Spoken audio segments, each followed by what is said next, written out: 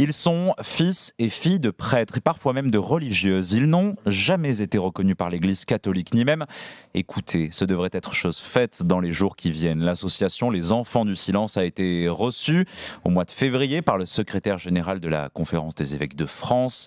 Et c'est une première dans l'histoire de l'Église catholique, un geste inédit dont se félicite évidemment la responsable de l'association, elle-même fille de prêtre, Nicolas Trénoux.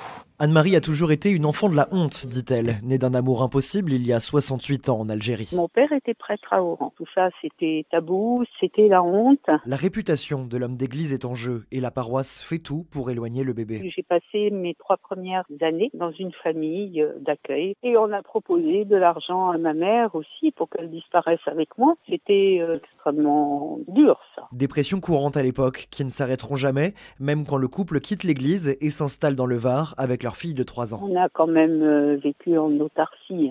C'est des choses dont il ne fallait parler à personne. Une vie de rejet, dit Anne-Marie, blessée que le pape ne se soit jamais adressé à ses enfants de prêtres. On a l'impression d'être une réalité passée sous silence. Et aujourd'hui, j'ai besoin qu'on soit regardé comme des êtres humains à part entière. Et elle espère que l'ouverture du dialogue avec les évêques de France soit un premier pas vers cette soif de reconnaissance.